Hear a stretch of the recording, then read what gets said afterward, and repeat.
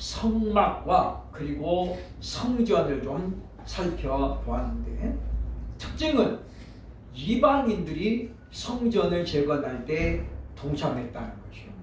즉 성막에는 거기 들어가는 재료가 거의 이방인인 애굽 사람들이 공급해 준 거였고, 그리고 솔로몬 성전은 재료는 다윗이 거의 준비했지만은 성전 건축에 동원된 기술자들은 바로 두로와 시돈 사람들이었어요.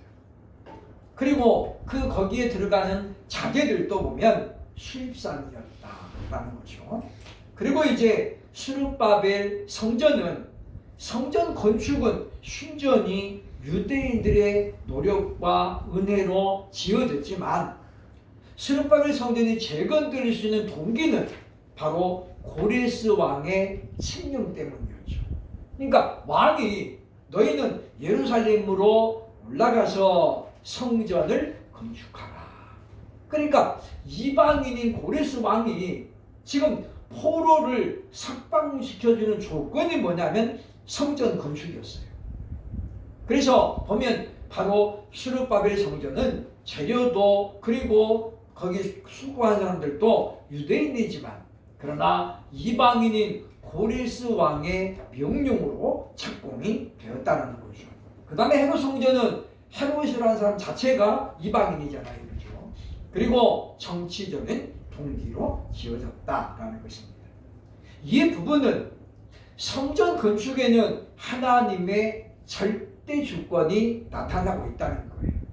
다시 말하면 모든 사람이 동참하게 하는, 그러니까 유대인들만을 위한 성전이지만 그럼에도 불구하고 하나님께서 이와 같이 가톨릭적으로, 그러니까 우주적으로 성전 건축을 시작하신 건 뭐냐면 구원의 분노가 구약 성경에는 유대인에게서 그리고 이제 신약의 모든 사람으로 열려질 것을 보여주는 그런 증거라고 볼 수 있다라고 하는 것입니다.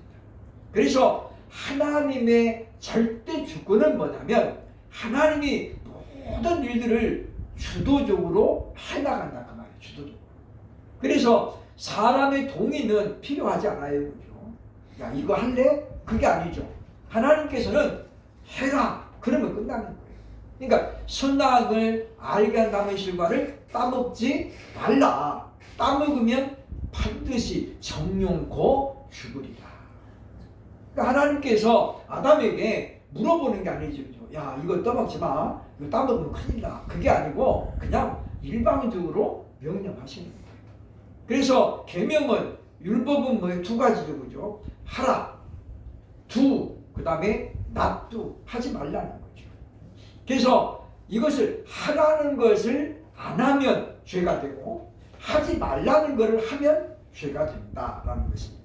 그래서 지금 오늘 본문에도 예수님이 지금 유대인들과 나누는 대화 속에서는 하나님의 주권이 잘 나타나고 있다라고 하는 것입니다. 그래서 우리가 오늘은 그 내용을 살펴보고자 합니다.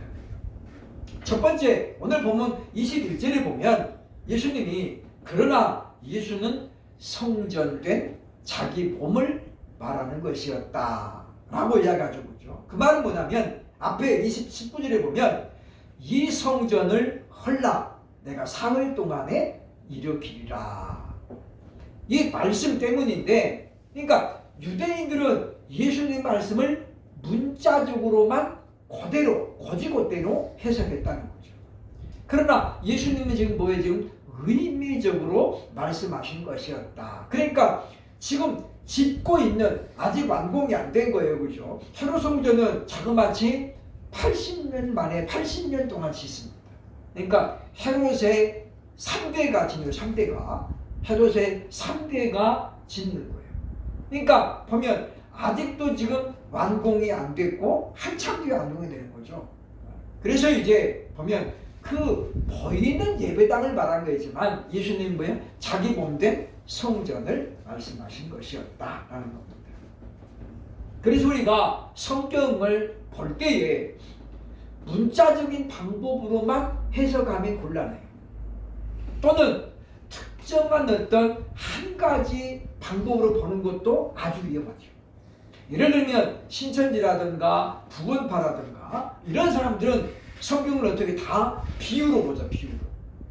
그래서 포도나무를 이야기했다 그러면 이 포도나무가 뭘 비유하냐, 농부는 뭘 비유하냐, 돼지에게는 진주를 던지지 말라 그랬으면 이 돼지는 뭐를 비유하냐, 성경을 다 이렇게 비유로 풀어요. 그런데 이것은 옳지 못하다라는 거죠. 왜냐? 예수님께서는 비유로 말씀하신 부분이 따로 있고 모든 걸 다 비유로 하신 것이 아니었다 그 말이죠. 그렇기 때문에 성경을 해석할 때는 우리가 이제 크게 네 가지 방법을 써야 되죠. 첫째는 문자적인 해석법. 왜냐? 글자로 문자로 되어 있으니까 일단 1차는 뭐예요? 문자로 보는 거예요. 그 다음에 두 번째 뭐예요? 성경적으로, 신학적으로.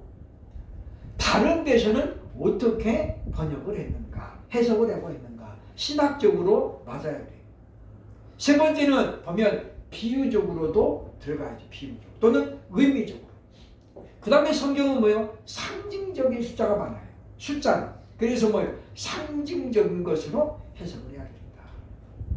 그러니까 이것의 방법이 여러 가지가 있는데 그 중에 하나만 갖고 보는 건 뭐예요? 잘못됐다라는 거죠. 그렇죠? 세상에는 빨간색도 있고 파란색도 있고 노란색도 있어요. 근데 우리가 어떤 거를 내 안경에 썼는다는 건 다 똑같이 보일 수 있다는 거죠. 그러면 우리가 구별을 할 수 없다라는 겁니다. 그래서 오늘 본문은 지금 그것을 강조하고 있죠. 그래서 유대인들은 문자적으로만 받아들였지만 예수님이 뭐예요? 의미적으로 말씀을 하셨다라는 겁니다. 그것은 곧 예수님의 죽으심에 관한 것이었다. 그러니까 너희가 이 성전을, 그 말은 뭐냐? 나를 헐라. 그러면 내가 다시 사흘 만에 일으키리라.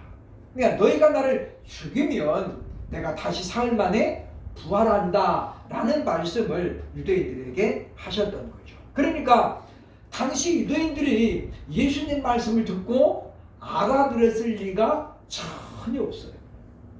왜냐? 아직은 예수님의 제자들도 그 말씀이 무슨 뜻인지 정확히 몰랐거든요. 그래서 두 번째 보면 22절에 보면 말씀하잖아요. 그죠?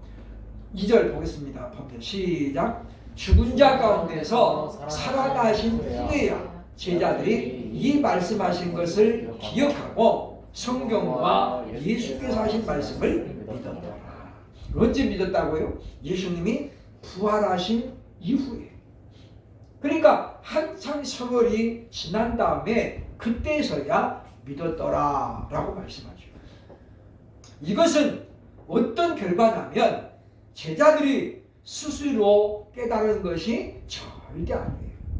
성령의 사역의 한 부분의 결과다라는 거죠. 그렇죠? 왜냐하면 우리가 간증하는 분들을 가끔씩 들어보면 성경의 진리를 마치 자기가 깊이 연구해가지고 깨달은 것처럼 그렇게 깨달았다고 말하는 사람들이 많은데 그건 우리가 표현을 좀 잘해야 돼요.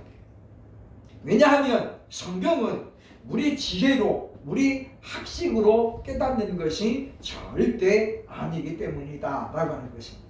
왜냐하면 요한복음 14장 26절 보겠습니다. 시작. 보혜사 곧 아버지께서 내 이름으로 보내실 성령 그가 너희에게 모든 것을 가르치고 내가 너희에게 말한 모든 것을 생각나게 하시리라. 그러니까 우리로 하여금 하나님의 말씀, 들었던 말씀, 읽었던 말씀을 생각나게 하는 건 누구예요? 성령님이라는 거예요. 그래서 우리가 하나님 말씀 우리가 부지런히 듣고 부지런히 읽어야 되는 이유는 뭐냐면 아주 적재적소에 또는 위기의 순간에 성령님이 그 들었던 말씀, 읽었던 말씀을 생각나게 하시기 때문이라는 거예요. 그래서 말씀을 생각나게 하시고 깨우쳐 주시는 것은 성령님의 역사다. 그래서 누가복음 24장 32절에 엠마오로 가는 제자들이 이렇게 고백을 합니다. 같이 봅니다. 그들이 서로 말하되 길에서 우리에게 말씀하시고 우리에게 성경을 풀어주실 때에 우리 속에서 마음이 뜨겁지 아니하더냐 하고, 여기 보면 말씀을 지금 풀어주시는 건 누구였어요? 지금 부활하신 예수님이죠. 그런데 그 말씀을 들을 때에 우리 속에서 마음이 뜨거워졌어요. 그 누구의 역사예요? 성령님의 역사라는 거예요. 그래서 우리가 성경을 우리가 읽고 들을 때는 항상 우리가 성령님의 도우심을 구해야 된다라고 하는 거예요. 그래서 우리가 성경을 읽을 때나 들을 때나 하나님 이 말씀이 무슨 뜻인지 깨닫게 하옵소서, 알게 하옵소서, 그렇게 우리가 성령의 도우심을 늘 구해야 되겠다라고 하는 것입니다. 그래서 이것이 바로 성경이 하나님 우리에게 성경을 주신 하나의 목적이라고 하는 거예요. 그래서 하나님께서 우리에게 성경을 주셨는데 이 성경에는 뭐가 기록되어 있습니까? 하나님에 대해서 우리가 알아야 될 모든 것이 여기 기록되어 있는 거예요. 그러니까 우리는 하나님을 우리가 얼마만큼만 알면 되냐면 여기에 기록된 것만큼만 알면 돼요. 그러니까 하나님은 성경에 하나님의 비밀을 다 공개해 놓았잖아요. 원래는 가려졌던 것인데 보면 아포칼립시스라고 하는 계시라는 말인데 이건 뭐예요? 베일을 벗겨내다, 드러내다 그 말이죠. 그러니까 뭔가 이렇게 덮어져 있었는데 그거를 뭐예요? 걷어버리는 거예요. 그러면 그때서야 그 안에 감춰져 있는 것들이 보이는 거죠. 그러니까 바로 이 성경은 하나님의 비밀, 하나님의 계획, 이런 것들이 다 기록되어 있다는 거죠. 그래서 우리가 하나님의 말씀의 권위를 절대적인 권위로 인정을 해야 된다라고 하는 것입니다. 그래서 지금도 기도하면서 하나님, 성경대로 하나님의 비밀을 왜 저에게는 안 보여주십니까? 이렇게 기도하는 분들이 있는데 이것은 잘못된 기도다. 왜냐? 그것은 기록된 성경을 지금 어떻게 해요? 불신하는 거예요. 하나님께서 비밀을 어디다 나타냈다고요? 여기 성경이 다 보여줬다는 거예요. 근데 이거는 안 보고 하나님 저에게 비밀을 알려주세요, 보여주세요. 이건 뭐예요? 또 다른 성경을 달라는 거예요. 아모스 3장 7절로 8절에 많은 분들이 이 말씀을 근거로 얘기하죠. 보겠습니다. 주 여호와께서는 자기의 비밀을 그 종 선지자들에게 보이지 아니하시고는 결코 행하심이 없으시리라. 사자가 부르짖은즉 누가 두려워하지 아니하겠느냐? 주 여호와께서 말씀하신즉 누가 예언하지 아니하겠느냐? 이 말씀을 잘 보세요, 그죠? 하나님께서는 자기 비밀을 누구에게 보여주신다고요? 그 종이 누구예요? 선지자들이에요, 선지자들. 그러면 지금은 선지자가 있어요, 없어요? 지금 선지자가 없어요. 선지자는 하나님의 말씀을 미리 받아가지고 그 말씀을 전하는 자리에 있어요. 그러면 선지자는 언제까지 필요했습니까? 성경이 기록되기 전까지만 필요했어요. 근데 우리가 아는 것처럼 성경은 요한계시록을 끝으로 종결되죠. 종결돼. 그 말은 무슨 말이냐면 창세기와 계시록까지 그 66번을 통해 하나님께서 가지고 있는 모든 비밀들을 우리가 꼭 알아야 될 것들은 거기에다가 다 제시한 거예요. 누구를 통해서요? 그 종 선지자들을 통해서. 그러니까 선지자들이 그 말씀을 선포하고 그리고 어떻게 했어요? 기록했다는 거죠. 그러니까 모세가 하나님 말씀을 받았죠. 하나님이 선막을 보여주셨잖아요. 그걸 어디다 기록했어요? 그게 출애굽기부터 레위기, 민수기, 신명기까지 모세가 다 기록한 거예요. 근데 그걸 놔두고 하나님 왜 모세에게는 보여 나는 안 보여줘? 이렇게 되면 뭐가 되느냐면 성경을 불신하는 거예요. 그렇잖아요. 우리는 하나님의 종이지 선지자는 아니거든요. 물론 목사는 선지자직을 갖고 있어요. 제사장직도 갖고 있죠. 그러나 제사장은 아니고 선지자도 아니에요. 우리가 왕 같은 제사장인데 그럼 우리가 왕이에요? 왕은 아니잖아요. 왕 같은 제사장이라 그 말이에요. 그러니까 왕의 권세를 가졌다 그 말이지 왕이라는 말은 아니거든요. 근데 우리는 자꾸 거기서 착각을 하는 거예요. 우리는 선지자가 아닌데 자꾸 보여달라고 해요. 그럼 무슨 이야기예요? 지금은 선지자의 시대가 아니고 지금은 뭐예요? 성경시대예요. 성경시대. 기록되어진 완공되어진 말씀을 가지고 우리가 하나님의 계획이 무엇인가 어떻게 나타나는 우리가 여기서 이제 어떻게 돼요? 찾아내야 돼요. 그게 뭐예요? 연구하는 거예요. 그게 마치 숨겨진 보물을 찾는 것 같아요. 그래서 아이들이 보물을 찾으면 그 기쁨 때문에 어떻게 해요? 막 좋아하잖아요. 성경도 마찬가지예요. 그동안 이게 무슨 뜻이었을까? 그러다가 묵상하다가 깨달아지면은 그때는 뭐예요? 보물 찾는 것 그 이상의 기쁨이 있는 거예요. 그래서 우리가 성경을 부지런히 읽으면서 우리가 하나님의 도우심을 구해야 된다라고 하는 것입니다. 그래서 지금은 선지자의 시대가 아니에요. 그러니까 지금도 내가 지금 사도다라고 말하는 사람들이 누구예요 지금? 그들이 누구냐면 바로 지금 이제 신사도 운동하는 사람들이에요. 자기들을 사도라고 그래요. 근데 사도는 12사도로 끝난 거예요. 끝났어요. 근데 자꾸만 자기들을 뭐예요? 사도적인 권위를 가졌다. 그래서 사도라고 말하는 건 뭐냐면 그러면 우리가 왕 같은 제사장이니까 왕이냐? 그러면 윤석열 내려와요. 내가 왕할게. 그거 똑같은 거예요. 어림도 없죠. 그럼 뭐가 돼요? 그 내란죄, 내란죄. 그거 진짜 내란죄예요. 그러니까 우리는 성경을 보면서 우리가 눈으로 드러나고 있는 걸 우리가 자꾸 무시하는 경향이 있어요. 그 종, 그 다음에 뭐라고 그래요? 선지자들에게.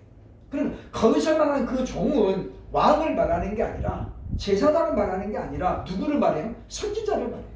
그 선지자에게 하나님이 보여줬어요. 언제? 구약에.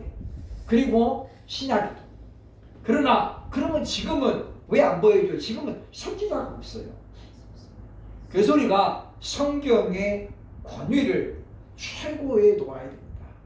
그래서 베드로는 이렇게 경고했습니다. 베드로서 3장 16절 보겠습니다. 시작. 또 그 모든 편지에도 이런 일에 관하여 말하였으되 그 중에 알기 어려운 것이 더러 있으니 무식한 자들과 굳세지 못한 자들이 다른 성경과 같이 그것도 억지로 풀다가 스스로 멸망에 이르느니라.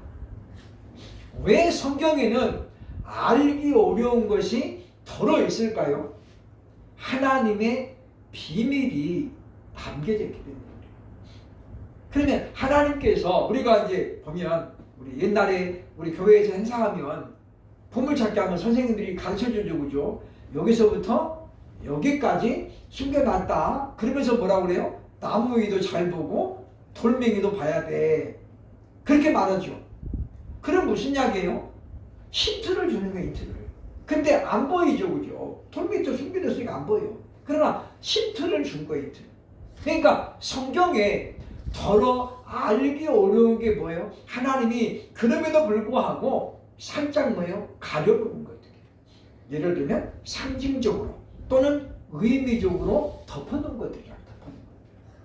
근데 그것은 누가 공개하는 거예요? 성령님이. 그래서 우리가 성경을 연구하면서는 반드시 성령의 감동, 감화, 조명을 위해서 기도해야 됩니다. 성령님이 감동해 주셔야 돼요. 그래야 우리가 어떻게 깨닫거든요. 야, 참 감동받았다. 그러잖아요. 그죠? 우리가 어떤 사람은 가수 노래를 들으면서 감동이 돼가지고 눈물을 쭉 흘리더라고요. 영화를 보면서도 감동이 돼가지고 마음에 와닿다는 거잖아요. 그죠? 그게 뭐예요? 우리는 성령님의 감동을 받아야 돼요. 그러면 성경을 읽다 우리가 마음이 막 희열이 넘치고 또는 뭐예요? 우리가 힘이 나고 그러면서 때로는 뭐예요? 슬퍼하기도 하고. 누구의 역사예요? 성령님의 감동이에요. 그 다음에 감화는 뭐냐면 감동보다도 한 단계 더 나가는 거예요. 그러니까 깨달은 걸로 끝난 게 아니고 뭐까지 가요? 이제 여기 감화가 되면 결단을 하게 되는 거죠. 그래서 마음이 뜨겁지 않더냐? 이것의 결과가 뭐예요? 돌아가는 거예요. 엠마오로 제자들이 성령의 감화를 받아가지고 마음이 어떻게 해요? 뜨거워졌어요. 말씀이 믿어졌어요. 그 결과가 뭐예요? 엠마오로 가던 제자들의 방향을 턴해가지고 다시 예루살렘으로 돌아가는 거예요. 그래가지고 제자들에게 우리가 부활하신 예수님을 만났습니다 라고 얘기하는 거죠. 그게 바로 감화예요. 그 다음에 조명은 뭐예요? 불을 밝혀주는 거죠. 우리가 깜깜할 때는 아무것도 안 보이잖아요. 그러니까 불이 밝혀져야 보여요. 즉 성령님이 우리 눈을 밝혀줘야 우리가 말씀을 우리가 볼 때 밝히 볼 수 있다는 거예요. 그러니까 지금 유대인들은 성령의 감동, 감화, 조명이 아예 없으니까 예수님 말씀을 들어도 뭐예요? 그게 무슨 소리인지 전혀 못 알아요. 제자들도 마찬가지였어요. 그러면 제자들은 부활하신 다음에야 성령이 임재한 다음에야 예수님 말씀을 그때 믿었더라. 그래서 우리에게는 성령님의 도우심이 항상 필요하다라는 겁니다. 그래서 종교개혁자 존 칼빈은 성경의 권위를 어떻게 받냐면 하나님의 권위와 성경의 권위를 동등하게 봤어요. 동등하게. 그러니까 성경을 무시하는 건 누구를 무시하는 거예요? 하나님을 무시하는 거예요. 근데 우리는 생각을 잘못하고 있죠. 말씀은 무시하면서 하나님은 안 무시한다. 그렇게 말하는 거죠. 그러나 하나님 보실 때는 뭐 이것은 똑같은 거예요. 그렇잖아요. 그래서 잠언 28장 9절에 뭐라고 했어요? 하나님의 말씀, 계시를 무시하는 자의 기도는 하나님께서도 그것을 가증하게 여기십니다. 그러니까 하나님의 말씀은 하나님과 동등해요. 권위가. 그러니까 우리가 그러잖아요. 하나님께 대들면 어떻게 해요? 큰일 나죠. 근데 말씀은 우리가 너무 쉽게 생각하는 거예요. 그래서 요한계시록 20장이 뭐라고 했습니까? 말씀을 가감하는 자에게는 하나님의 준엄한 심판이 있다라고 말씀하는 거예요. 왜냐? 성경의 권위는 하나님의 권위와 똑같아요. 그래서 우리는 성경이 66권으로 완결되었다. 신학적으로는 그렇게 배우잖아요. 특별계시는 성경과 예수 그리스도로 종결됐다라고 배워요. 다 그렇게 배워요. 근데 사람들이 왜 그것을 인정을 안 하는 거예요. 인정을. 그러니까 자꾸 어떻게 지금 이단들이 요한계시록 2 계시록 11장까지는 진짜고 12장까지는 아니다. 그래서 12장부터 다시 또 받아서 쓴 게 누구예요 지금? 그게 지금 세일교회. 이유성이라는 사람이 산속에 굴파고 기도하다가 하나님이 야 계시록 2탄 내가 불러줄 테니까 너 기록해라. 그래가지고 기록했다는 거예요. 그래서 이제 이유성이가 와가지고 이름을 이뇌자 우레의 아들 뭐예요 지금? 요한이죠. 요한. 이름을 바꿨어요. 그죠? 요한으로 바꾸고 자기 이름을 이뇌자라고 바꾸고 그래서 이제 그 사람이 시작한 교회가 이제 수르바벨 선교회를 만들고 세일교회를 만드는 거예요. 지금도 우리나라에 몇 군데 아주 소수에 불과하지만은 세일교회가 있어요. 요즘은 제가 안 가봐서 그러는데 대방동에도 오랫동안 거기 본부교회가 있고 종로에 우리 초교 선교 사무실 바로 이렇게 건너편에 세일교회가 얼마 전에 세워졌더라고요. 그래서 보면 그런 사람들은 뭡니까? 특별계시가 요한계시로 끝났다라는 것을 인정을 안 하는 거예요. 그래서 또 다른 성경을 자꾸 어떻게 만들어내는 거고 통일교도 마찬가지잖아요. 원리강론이라고 하는 경전, 쉽게 말하면 성경을 해설하고 있는 책인데 그 문선명이가 일방적으로 지은 거잖아요. 근데 그 사람들은 성경보다도 뭘 더 봐요? 원리강론을 더 우선으로 본다는 말이에요. 그러니까 하나님보다도 누구를 믿는다는 거예요? 사람을 더 믿는다는 거예요. 그래서 우리가 그런 거는 이단도 아니고 이교, 아예 다른 종교다라고 취급을 한다라는 것입니다. 그래서 우리가 성경은 우리의 신앙의 기준과 근거를 제시하고 있다라는 우리가 기억을 해야 되겠다라고 하는 것입니다. 그래서 우리가 성경을 연구하다 보면 모르는 거는 그냥 모르는 대로 넘어가고, 그래서 다른 책을 좀 참고한다거나 또는 물어보면 돼. 근데 그거를 우리가 자기 어떤 주관적으로 자꾸 이게 풀어가면 문제가 커진다라고 볼 수 있습니다. 세 번째 내지, 사람에게 의탁하지 않으시는 예수님을 오늘 본문 이제 23절부터 소개하고 있습니다. 많은 사람들이 보고 그의 이름을 믿었으나, 그렇게 말하죠. 그런데 예수님은 그들의 신앙국을 받으시고 어떻게 해요? 그들에게 의탁하지 않으셨다라고 말하죠. 이게 뭐냐면 하나님의 주권이에요. 그 이유를 성경은 이렇게 말합니다. 왜 예수님이 사람들에게 의탁하지 않았을까요? 그 이유는 모든 사람을 아심이요 라고 말하죠. 그러니까 지금 저 사람들이 예수님을 믿는다라고 고백을 해도 그들 안에 담겨진 연약함, 또 얼마 안 가서 십자가에 못 박으라고 외칠 것을 예수님은 어떻게 이미 다 알고 있는 거예요. 다 알고 계시죠. 그러니까 예수님은 그들에게 자기를 의지하지 않아요. 이 말은 무슨 말이냐면 예수님은 우리의 어떤 동의나 지지를 요구하지 않습니다. 그것에 예수님이 일희일비하지 않는다. 사람은 작은 것에도 상처를 받고 때로는 실망도 하고 때로는 그것 때문에 시험에 들기도 해요. 그래서 안 알아줬다고 삐지는 사람도 있잖아요. 아니 목사님이 나는 안 쳐다보, 설교 시간에 한 번도 안 쳐다보대. 오늘 이제 다 쳐다봐야 돼. 그래서 목사님이 저쪽만 보고 살라는 게 그래가지고 어떻게 시험 들은 거예요. 목사님이 나는 이제 관심이 없고 저 사람한테만 커요. 그래가지고 시험 들어가지고 교회 안 나가는 거예요. 그러니까 사단은 아무것도 아닌 것에 틈을 타고, 사실 그렇습니다. 사소한 것이 커지는 거죠.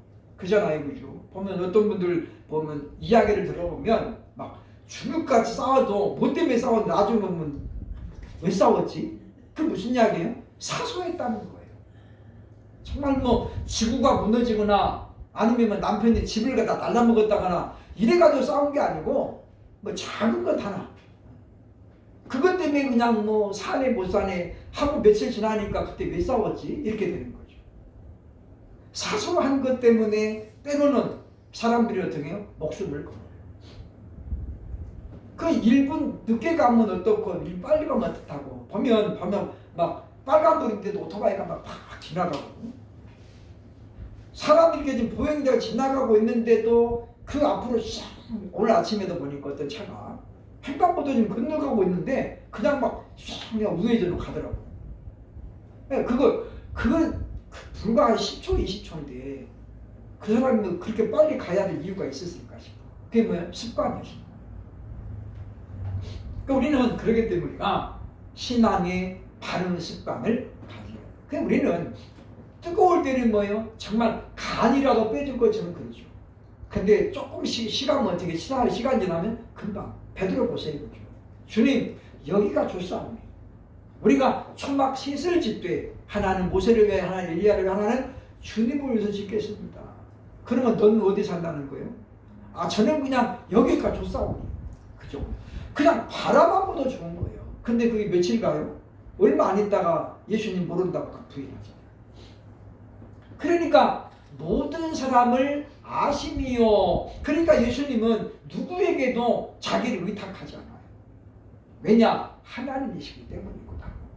우리에게는 많은 연약한 부분들이 존재하기 때문이죠. 그래서 사람은 쉽게 변하고 연약하다라는 것을 알고 계신다라는 거예요. 그리고 오늘 성경에 말씀하고 23절 25절에 보면 사람이 속에 있는 것을 아셨음이니라. 우리 안에 뭐가 있는지 예수님은 다 알고 계세요. 우리 안에 뭐가 있어요? 로마서 1장 끝부분에 보세요. 수근수근하고 비방하고 이런 것들 우리 안에는 다 있는 거예요. 그게 우리가 오전에도 말씀드렸지만 예수를 믿는 순간에 다 사라지는 게 아니고 우리 어떻게 그게 가라앉는 거예요. 가라앉는 거예요. 여기다가 여러분 빗물 다 받아놓으면 처음에는 어떻게 해요? 온갖 더러운 게 다 보여요. 근데 이게 시간이 지나면 어떻게 해요? 다 가라앉죠. 위에는 맑은 물만 떠요. 그거 먹는 거예요. 유대인들이 말하는 우물은 두 가지가 있습니다. 하나는 땅을 파가지고 물이 나오는 우물이 있고, 하나는 뭐냐면 구덩이를 파놔가지고 물이 고여있는 우물을 말해요. 이스라엘은 이게 말 그대로 샘이 없어요, 별로. 그러니까 구약시대 보면 어떻게 해요? 그 우물 때문에 전쟁이 나는 거예요. 아브라함의 종들과 롯의 종들이 뭐 때문에 싸웠어요? 우물 때문에 싸우는 우물 때문에. 양을 치는데 그 우물 때문에 싸움이 나. 그래서 어떻게 아브라함 이야기하죠. 내가 너와 함께 갔는데 네 소유도 많고 내 소유도 많아서 한 곳에 머물 게 없으므로 네가 좌하면 내가 우할 것이고 네가 우하면 내가 좌할 것이다. 그래서 우리가 이제 갈라서자 그렇게 말하는 거죠. 나중에 보면 아비멜렉의 사람들이 보면 이삭을 봐가지고 어떻게 따지잖아요, 그죠? 뭐 때문에 싸워요? 우물 때문에. 그러니까 구약시대 이스라엘에게 우물은 굉장히 중요한 거였다라는 것입니다. 근데 그 우물이 두 가지라는 거예요, 그죠? 구덩이를 파가지고 물이 안 스며들게 다 해놓고서 비가 오거나 그러면 그거를 모아놓는 거예요. 그럼 그 물을 누가 먹어요? 짐승들은 그 물을 먹는 거예요. 그래서 우리도 마찬가지예요. 우리가 예수님을 영접하고 나면 그런 어떤 인간적인 죄악들이 가라앉아요. 없어지면 얼마나 좋겠어요. 그죠? 없어지면 좋은데 가라앉았다가 그 다음에 어떻게 해요? 우리가 믿음이 식어지고 기도를 안 하거나 예배를 빼먹거나 그러면 그게 어떻게 해요? 올라와요. 누가요? 사단이 그냥 휘저버려요. 그러면 어떻게 다 올라오죠. 그러니까 예수 믿은 지 오래됐는데도 불구하고 정말로 성자인 줄 알았는데 보니까 어떻게 해요? 안 그런 거죠. 그래서 하나님은 우리가 무엇인가를 이루어 놓거나 업적을 우리에게 요구하지 않아요. 야, 내가 너에게 이만한 은혜를 줬는데 너 그걸로 땡이냐? 뭐 하나 남겨라, 야. 하나님 절대 우리에게 그걸 요구하지 않아요. 근데 많은 사람들이 하나님의 은혜를 받고 나니까 그것만 갖고는 안 되는 거예요. 그래서 뭔가 어떻게 자기 이름을 내려고 바벨탑을 쌓으려고 그래요. 바벨탑. 그게 뭐예요? 성경에 없는 것들을 자꾸 만들어내는 거예요. 그건 뭡니까? 그것은 바로 교만과 욕심의 미혹인 결과예요. 그래서 제가 오만과 교만이라. 그러니까 우리는 이 성경에 없는 것들을 우리가 자꾸 구하는 건 뭐예요? 그건 교만한 거예요. 교만한 거예요. 왜냐? 성경은 우리에게 충족성을 줘. 충족성. 즉 우리가 하나님의 사람으로 살아가는데 필요한 모든 것을 이 성경에 다 알려줬거든요. 근데 우리는 이것도 못하면서 뭐예요? 자꾸 다른 걸 욕심을 내는 거예요. 이거는 뭔가 모르게 어때요? 이건 좀 하찮아 보여요. 이건 그냥 평신도에 하는 거고 믿음 없는 사람이 하는 거지. 우리 같이 막 기도 많이 하고 이런 사람들은 나는 차원이 좀 높아야 되니까. 그래서 뭐요? 자꾸만 성경에 없는 것들을 탐을 내는 거예요. 그래서 뭡니까? 그 영서를 쓴다거나 또는 안차를 한다거나 이래가지고 성경에 없는 것들을 자꾸 끄집어낸다는 거죠. 그러면 어떻게 돼요? 결국 자기가 높아지는 거예요. 그것은 절대로 성령의 역사가 아니다라고 하는 것입니다. 디모데서 3장 16절 17절 보겠습니다. 시작. 모든 성경은 하나님의 감동으로 된 것으로 교훈과 책망과 바르게 함과 의로 교육하기에 유익하니 이는 하나님의 사람으로 온전하게 하며 모든 선한 일을 행할 능력을 갖추게 하려 합니다. 그러니까 성경만 가져도 우리는 어떻게 해요? 온전하게 된다는 거예요. 그리고 모든 선한 일을 할 만한 능력을 갖추게 되는 거예요. 무슨 말인지 이해가 되시죠? 그러니까 우리가 성경을 자꾸 붙들고 기도해야 되고 성경을 자꾸 연구해야 돼요. 그러면 이 성경 안에 위기 탈출의 방법도 나타나 있고 하나님의 비밀이 이 성경에 다 나타나 있어요. 근데 우리가 그거를 적용은 못하면서 자꾸만 우리 어떻게 해요? 하나님 나한테만 알려주시고 보여주시고 자꾸 이렇게 하는 거예요. 그래서 우리가 성경을 벗어나게 된다라는 겁니다. 지금 우리가 수요일 날에 지금 7지파, 12지파에 지금 그 기업을 나눠주는 거 이야기하고 있는데 성경에 그런 말이 나와요. 그렇죠? 경계. 그러니까 베냐민 지파의 경계는 남쪽은 여기서부터 여기고 서쪽은 여기서 여기고 그 경계가 자꾸 이야기하거든요. 그 경계가 뭐예요? 하나님이 정해 놓으신 선이에요. 선. 이 선은 너희가 어떤 경우라도 넘어가지 말라 그 말이에요. 성경은 하나님께서 주신 하나의 선이에요. 선. 그래서 여기까지 너희가 오고 이 이상은 넘어오지 마라. 그러니까 우리가 성경에 나타난 것이 하나님의 전부는 아니죠. 그러나 우리가 알아야 할 만큼은 성경에 나타나 있는 거예요. 그러면 그 이상 알고 싶어요. 그건 뭐예요? 그건 오만이고 그게 교만이라는 거예요. 거기까지 몰라도 돼. 세상 사람들 그러잖아요. 너무 많이 알려고 하지 마. 다쳐. 그렇게 되는 거예요. 그죠? 그러니까 우리가 하나님의 말씀을 통해서 성경만 잘 알아도 우리를 하나님이 하나님의 사람으로 온전하게 되고 그 다음에 뭐예요? 모든 선한 일을 할 만한 능력을 갖추게 되는데 근데 사람들이 여기다가 더 욕심을 내는 거예요. 나는 그냥 이것 갖고 안 돼. 완전을 넘어서 나는 퍼펙트 할 거야. 나 신이 되고 싶어, 신. 이게 뭐예요? 이게 교만이죠. 우리가 그렇게 되고 싶다고 되는 것이 절대 아니에요. 그러니까 우리는 하나님의 종이라고 하는 그것에 대해서 얼마나 그 직분이 영광스러운지를 알아야 돼요. 제가 예전에 몇 번 이야기했잖아요. 우리 이 아무개 집사님은 그때는 중소기업의 사장님이었는데 그래서 제가 이제 필리핀에 갈 때 그분이 도움을 주시고 그랬는데 통화를 몇 번 했습니다만은 그분은 자기는 집사가 너무 좋다는 거예요. 사장님이라고 하지 말래요. 왜냐? 밖에 나가면 다 사장이라고 그러는데 목사님까지 저를 사장으로 부르시면 나는 집사 자격이 없나 보다. 그래서 그냥 사장으로 부르는 그런 생각한다는 거예요. 우리는 하나님의 종이라는 이 직분, 물론 세상의 종은 우리가 안 해야죠. 그러나 하나님의 종은 너무나도 영광스러운 직분이에요. 아까 그랬잖아요. 그 종, 선지자들에게 보이지 아니하시고. 그럼 무슨 말이에요? 하나님이 하나님의 세운 선지자를 얼마나 귀하게 여긴가를 우리에게 알게 하고 있죠. 그렇다면 오늘 우리에게 하나님이 우리에게 이 성경을 우리가 읽고 듣고 연구할 때에 그냥 너는 그냥 몰라도 돼. 그렇게만 놔두겠냐. 우리 믿음이 성장할수록 하나님의 말씀 우리가 그만큼 깨달아지는 것은 비례하는 거예요. 마치 우리가 어린아이 같은 믿음을 갖고 있으면 하나님 말씀 깨닫는 것도 조금밖에 안 돼요. 우리가 분명히 분별을 해야 되겠다. 그러면 성경은 하나님의 말씀인데 어떤 책이냐? 우리의 신앙과 생활의 유일한 법칙이라는 거죠.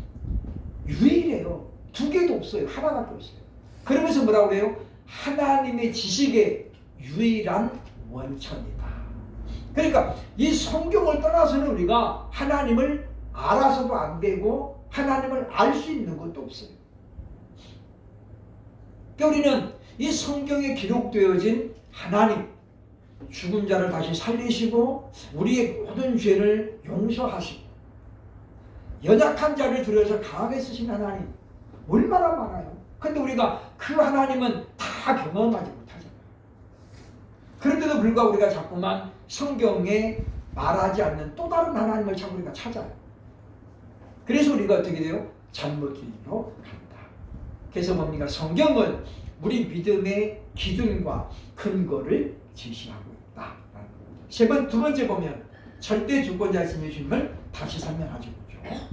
25절에 보면 또 사람에 대하여 누구의 증언도 받으실 필요가 없었으니 이는 그가 친히 사람의 속에 있는 것을 아십니다.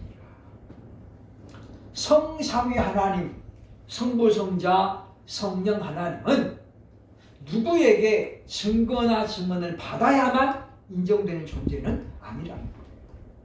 왜요? 하나님은 스스로 존재하시잖아요. 세상의 모든 것은 만든 자가 있어요. 만든 자가. 이것도 만들었죠. 누가 그죠? 이것도 누가 만드는 거예요. 만드는 걸 지금 사온 거죠. 세상에 저절로 있는 건 아무것도 없어요. 너는 하늘에서 떨어졌다? 그것도 거짓말이에요. 그죠? 우리 엄마가 낳았으니까 있는 거예요. 옛날 사람들이 말 안 들으면 어떻게 해요? 너는 다리에서 주워 왔다고 맨날 그랬는데 그것도 거짓말이죠. 그죠? 그러니까 그런데 하나님만은 여호와라는 뜻이 뭐예요? 스스로 존재하다는 뜻이잖아요. 하나님은 영원 전부터 영원까지 스스로 계셔요. 그래서 우리가 하나님의 존재를 믿는다고 계시는 게 아니고 안 믿는다고 안 계시는 게 아니고 우리가 안 믿어도 계시고 믿어도 계시는 거예요. 그래서 지금 이 말씀은 그런 내용이죠. 그래서 하나님의 절대 주권을 말하고 있다라는 것입니다.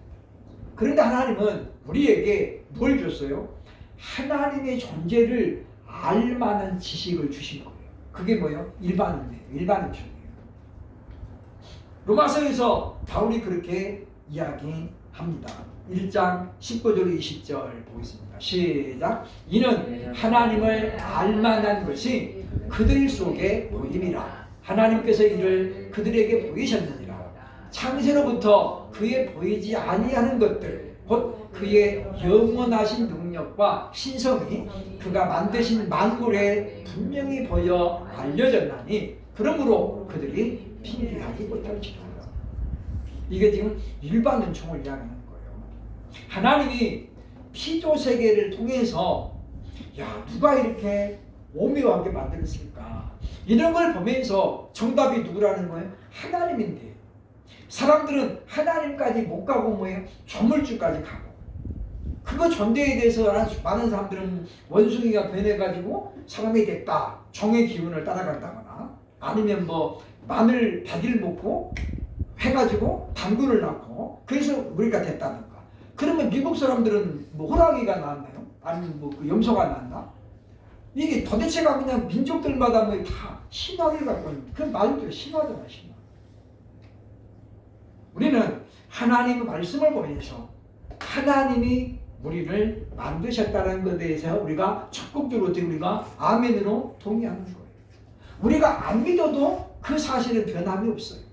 근데 우리는 사실을 믿어야 된다라고 하는 것입니다. 그래서 하나님은 일반 은총을 주시고 일반 은총 가지고 안 되니까 하나님 뭐예요? 특별 은총을 주셨어요. 그게 뭐예요? 하나님이 특별 은총을 사용하신 게 뭐냐면 이적과 기사 또는 환상이라든가 꿈 이런 것들을 통해 하나님이 하나님의 존재를 나타내 주시는 거죠. 그리고 그래도 안 되니까 하나님 뭐예요? 누구를 보내셨어요? 독생자 예수님을 사람으로 보내신 거예요. 그래서 특별 계시는 예수 그리스도와 성경으로 종결되는 거예요. 그러니까 예수님께서 불과 3년밖에 이 땅에 안 계셨지 3년밖에 활동을 안 하셨지만 그러나 그 3년 생애를 통해 예수님 우리에게 나타낼 걸 다 보여주신 거예요. 그래서 예수님이 십자가에서 뭐라고 했어요? 다 이루었다. 그렇게 말씀하신 거죠. 다 이루었다. 우리들도 주께서 이루어 놓으신 그 일들을 우리가 신학생활을 보면서 잘 연구하면서 우리가 신학의 사복음서를 보면은 예수님이 어떤 목적으로 오셨고 어떤 일을 하셨고 이런 상황에는 어떻게 하셨는지 성경의 사복음서에 다 나오잖아요. 우리는 그거를 시시하게 여기면 안 된다는 거죠. 그러니까 예수님만 할 수 있는 일이고 예수님이시니까 할 수 있는 일이에요. 우리는 거기에 어떻게 해요? 반의 반도 못 쫓아가요. 반의 반도 못 쫓아가죠. 그러면서 우리는 어떻게 마치 우리가 자기가 특별한 존재인 것처럼 어마어마하게 하나님과 교제하면서 그런 사람인 것처럼 착각할 때가 있다라는 겁니다. 우리는 성경이 말하는 바 결코 핑계하지 못할지니라 라는 말씀을 기억하면서 우리는 다른 것보다도 우리가 하나님의 말씀을 늘 가까이 하면서 그래서 말씀대로 오셔서 말씀대로 사역하시고 말씀대로 하나님께로 올라가신 그 예수님이 남겨진 발자취를 보면서 우리는 더 좋은 믿음은 성경에 철저하게 기반하는 믿음.